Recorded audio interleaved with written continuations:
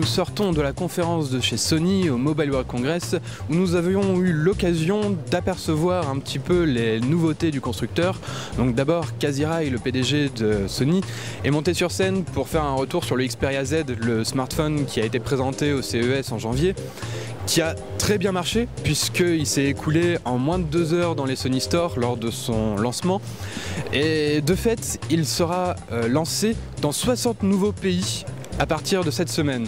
Donc c'est un grand succès pour Sony qui a racheté Ericsson et qui donc là marque vraiment son entrée dans le monde d'Android. Par la suite, le responsable de la branche mobile de chez Sony est venu sur scène nous présenter leur nouvelle tablette dans la lignée du Xperia Z puisque le hardware est identique avec un Snapdragon et 2 Go de RAM, un écran Full HD, un port micro SD. L'aspect est vraiment très sympathique, il se rapproche du Xperia Z. L'épaisseur c'est 6,9 mm, donc c'est la tablette pour l'instant la plus fine du monde. Que dire d'autre à part qu'on retrouve bien là le modèle, le design que Sony veut inspirer à sa nouvelle gamme de produits mobiles.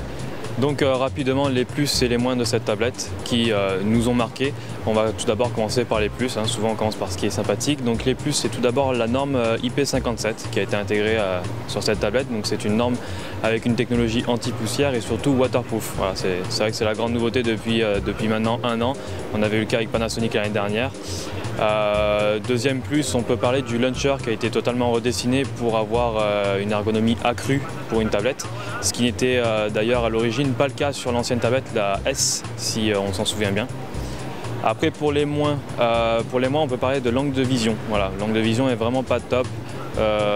C'est déjà le cas sur le Xperia Z. Donc pour la grande sœur qui est une tablette, c'est vrai que ce souci-là n'a pas été résolu. Alors peut-être qu'à l'avenir, la prochaine tablette n'aura pas ce souci-là. On peut également parler de quelques ralentissements sur l'interface qui nous ont marqué, bien qu'au sein des applications, tout était fluide et fonctionnait parfaitement. Voilà.